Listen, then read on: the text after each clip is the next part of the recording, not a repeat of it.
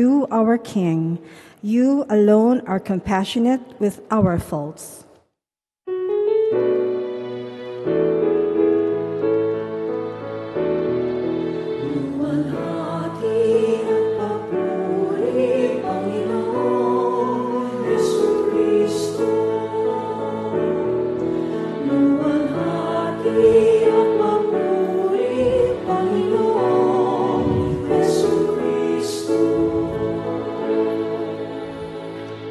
The Lord be with you. And with your spirit. A reading from the Holy Gospel according to St. John.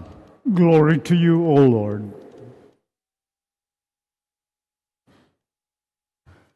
"6 days before Passover, Jesus came to Bethany, where Lazarus was, whom Jesus had raised from the dead. They gave a dinner for him there, and Martha served, while Lazarus was one of those reclining at table with him. Mary took a liter of costly perfumed oil, made from genuine aromatic nard, and anointed the feet of Jesus and dried them with her hair.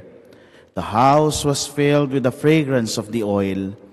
Then Judas Iscariot, one of his disciples, and the one who would betray him, said, 'Why was this oil not sold for 300 days' wages and given to the poor?' He said this not because he cared about the poor, but because he was a thief and held the money bag and used to steal the contributions. So Jesus said, 'Leave her alone. Let her keep this for the day of my burial. You always have the poor with you, but you do not always have me.' The large crowd of the Jews found out that he was there and came, not only because of him, but also to see Lazarus, whom he had raised from the dead. And the chief priests plotted to kill Lazarus too, because many of the Jews were turning away and believing in Jesus because of him." My dear friends, the Gospel of the Lord. Praise to you, Lord Jesus Christ. Good evening, my dear brothers and sisters. Good evening, Father. Sabi nga ng isang kanta, we've only just begun. Sisimula pa lamang tayo ng ating Holy Week observance, and we are on the Holy Monday. And today, we are being given a story about Jesus' meeting with his BFFs. No, yung magkakapatid na si Lazaro, Martha, and Mary, who poured an expensive aromatic perfumed oil, no, sa paanan ni Jesus. And we also encounter Judas Iscariot, no, 6 days before Jesus comes to Jerusalem. So, tamang-tama lang po yata, no? Kasi ilang araw na lang ay pagdiriwang na natin yung tinatawag nating Paschal Triduum, the suffering, the death, and the resurrection of our Lord. And we are being given this story maybe for us to examine ourselves. What is our disposition in entering the Holy Week? Since pasimula pa lang tayo. Are we like that of Mary, who will pour out our own selves, our time to be with Jesus?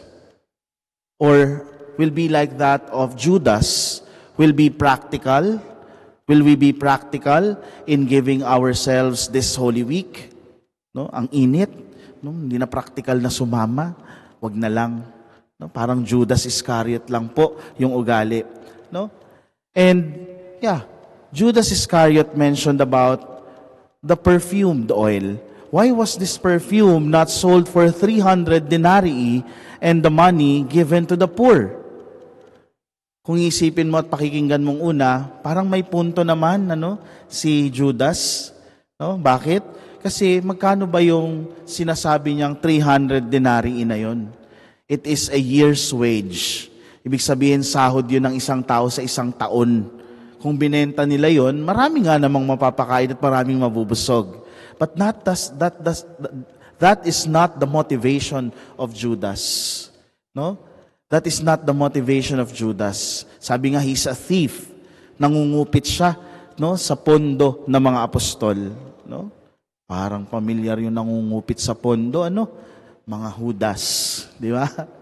No, but kidding aside, no, kung titingnan natin dito, yung practicality ni Judas, no,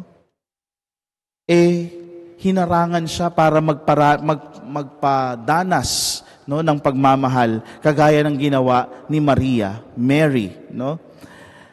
For Mary, the sister of Martha and Lazarus, love can never be just practical. No? Hindi lang tungkol sa practicality yung pagbibigay ng sarili sa pagmamahal. Love never is practical only. Love always makes sense. Alam niya na ang pagiging sobrang practical ay kadalasang nagiging hadlang sa pagpaparanas ng pagmamahal at pagmamalasakit. In other stories of these BFFs of our Lord, no, we remember Mary as the one sitting at the feet of Jesus, listening, while Martha distracts herself with many tasks of serving the Lord. In today's gospel, no, Mary fragrances the life and impending death of Jesus with a pound of costly perfume made of pure nard. Is it just a perfume? Or does it represent something special, something bigger than what we are thinking of? It is not just perfume, however. It is the entirety of her life. Yung kabuuan ng buhay ni Maria. All that she is and all that she has. Hindi malayo sa ginawa niya sa pakikinig sa paanan ng ating Panginoon. That is why in this event today, no, makikita natin isang disposisyon na isang tao willing to pour out all, no, herself for the love of the Lord. Nothing is held back. Mary loves while Judas calculates. Ang laki ng diferensya po, ano? And that is the disposition that you would like to see and ask ourselves as we begin the Holy Week. Ganyan nga siguro talaga ang tunay na nagmamahal. Hindi bumibilang kung ano ang naibigay mo na. Hindi mahalaga kung di ka naging practical, no? Just like Mary, a picture of an extravagant, wasteful, unreasonable love. Parang pagmamahal ng mga magulang sa kanilang mga anak. And speaking of, this alludes to the story, to the parable of the prodigal son. Remember, no, the father awaiting for the coming back of his son. No, alam niyang kahit na ikinonsider na siya napatay ng kanyang anak sapagkat sino ba naman ang kukuha ng mana kung hindi yung mga tao lang na kinukonsider ng patay yung kanilang mga magulang, hindi ba? O yung panggagalingan ng mana. So the son considered the father dead. Pero ang yung tatay, he continuously awaited for the coming of his son. Diba? At sinalubong niya pa. Sabi nga, dapat ang title daw nun, The Prodigal Father. Yung malabis at maaksayang ama. Maaksaya in the sense that he pours out himself for the mercy and love of his son. Diba? No? So Mary's love foreshadows, prophesies the love of God. No, the love of Jesus. She anoints the feet of the one who will wash the feet of his disciples. She pours herself out on the one who will pour himself out on the world for the salvation of the world. Jesus' love will cost everything he has.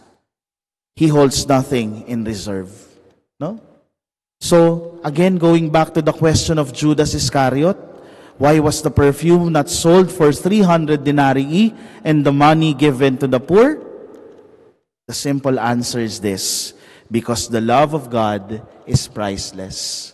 And if God's love is priceless, ano yung tamang tugon? Lalo ngayong magsisimula pa lamang tayo ng mga mahal na araw. We should also give out ourselves in participating, no, sa Paschal mystery of our Lord. After all, this is the peak of our profession of faith. No? Yung pagpapahayag natin ng pananampalataya kay Jesus. So ano yung pwede nating ibigay sa ating Panginoong Jesus ngayong mga mahal na araw? Paano natin ipararamdam na tunay ngang sinasamahan natin si Jesus kagaya ng kanyang hindi pag-iwan at pag-abandona sa atin? We offer time for prayer. We offer ourselves in participating in the liturgy, most especially of the Paschal mystery, of the Paschal Triduum. We take this opportunity to go to the sacrament of reconciliation and to renew what has to be renewed in our own lives.